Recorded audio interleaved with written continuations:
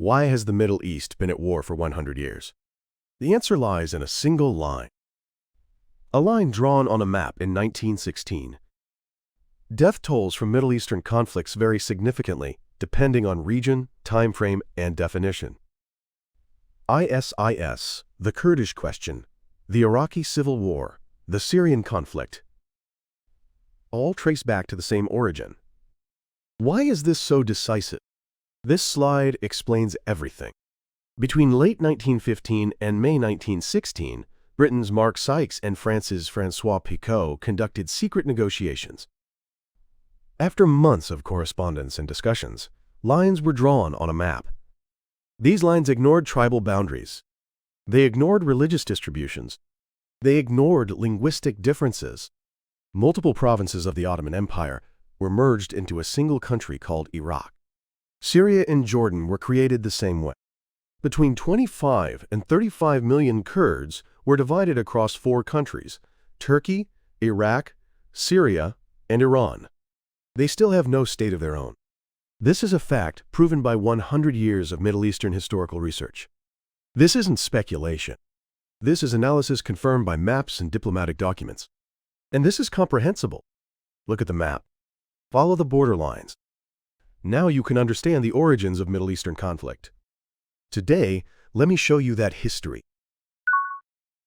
Before 1916, there was one empire in the Middle East, the Ottoman Empire.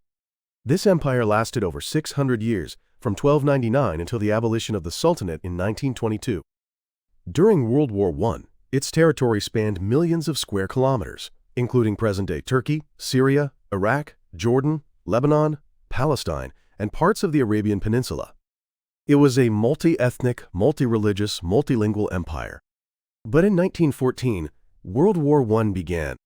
The Ottoman Empire entered the war on Germany's side. In 1918, it was defeated. Britain and France had been waiting for this opportunity. Oil and trade routes, anti-German strategy, and imperial security. British, French, and Russian calculations regarding the post-war order were intertwined. May 1916. Mark Sykes and François Picot completed months of secret negotiations. Sykes was a 36-year-old British diplomat. Picot was a 45-year-old veteran French diplomat. They spread out a map, and they drew boundary lines. The line was drawn connecting the Mediterranean coast to specific inland points. This was the result of multiple rounds of discussion and government coordination. But they never visited the region. They never consulted tribal leaders. They never confirmed the wishes of the inhabitants. The primary criterion was the distribution of oil resources. Britain got the south. France got the north. This line became the foundation for today's borders. After the war, Iraq was formed under the framework of British mandate. The Kingdom of Iraq was established in 1921 and became independent in 1932. But Iraq wasn't a nation. It was a forced merger of multiple provinces. Mosul Province, a northern province with a Kurdish majority. Initially in France's sphere of influence, it was later acquired by Britain once the importance of oil became clear. Baghdad Province, a central province with a Sunni majority. Basra Province, a southern province with a Shia majority. These multiple provinces were historically separate regions. Different languages, different religions, different tribes, yet Britain made them one country. The population ratio, 60% Shia, 20% Sunni, 15% Kurds. In the state bureaucracy and military, Sunni Arabs held relative dominance. This structure is identified as one factor in subsequent political instability. The system underwent major changes from the monarchy through 1958 and beyond. But the seeds of sectarian conflict trace back to the artificial integration of the 1920s. One group profoundly affected by the Sykes-Picot Agreement and subsequent great power interests was the Kurds. The total Kurdish population is estimated at 25 to 35 million, the world's largest stateless people. They were divided across 4 countries. Turkey has the largest population, followed by Iran, Iraq, and Syria. Population estimates by country vary widely. In all 4 countries, independence movements have been suppressed. Turkey has banned the Kurdistan Workers' Party, PKK. Iraq massacred 180,000 people in the 1988 Anfal campaign. In Syria, the Kurdish autonomous region of Rojava was established during the civil war beginning in 2011, but lacks international recognition. They still have no state. This line drawing and subsequent great power interests, particularly the Treaty of Lausanne recognizing the Turkish Republic, determined their fate.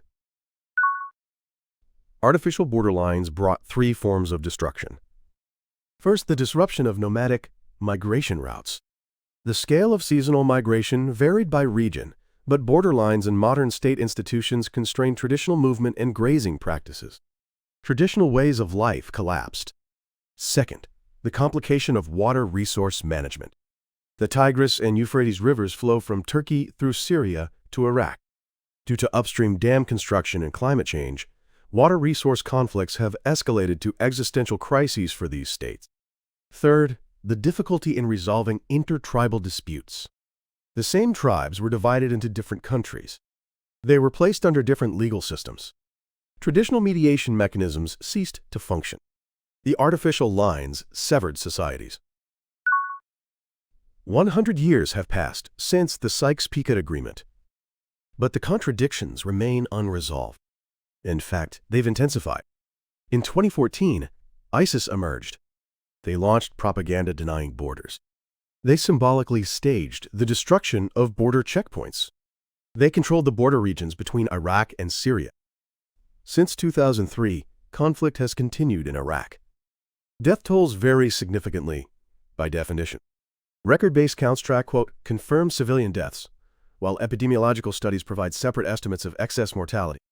Since 2011, the Syrian civil war has continued. Death toll estimates vary by organization. Monitoring groups estimate deaths in the hundreds of thousands. To this day, UN reports continue to update the numbers of people requiring humanitarian aid and displaced populations. In 2017, a referendum on independence was held in Iraqi Kurdistan. 92% voted in favor, but the Iraqi government blocked it by force. To this day, their autonomy continues to be threatened by economic pressure and cross-border attacks. ISIS has been destroyed, but ironically, this cursed line remains the regional framework today, continuing to generate new divisions. Now let's consolidate today's analysis. Here's the summary. First, artificial division. Between late 1915 and May 1916, Mark Sykes and François Picot divided the Middle East after months of secret negotiations.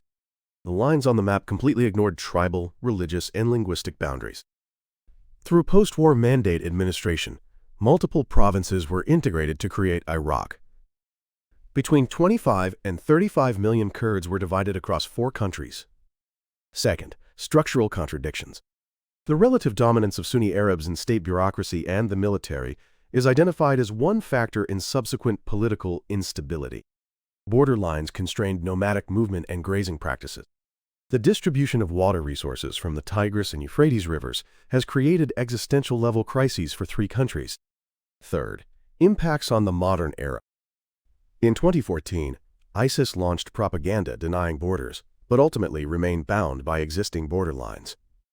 In the Iraq conflict, there are separate estimates for record-based civilian deaths and epidemiological excess mortality. In the Syrian civil war, deaths are estimated in the hundreds of thousands, with humanitarian indicators continuously updated. In 2017, 92% voted for Kurdish independence, but the Iraqi government blocked it by force, and autonomy continues to be threatened today.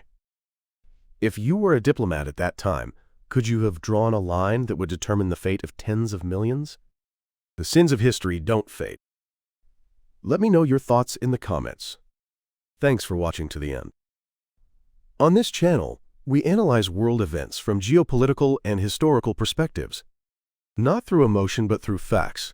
Not through opinion but through mechanisms, deepening your understanding of the world. Subscribe to the channel and join me next time as we explore how history shapes the present. See you next time.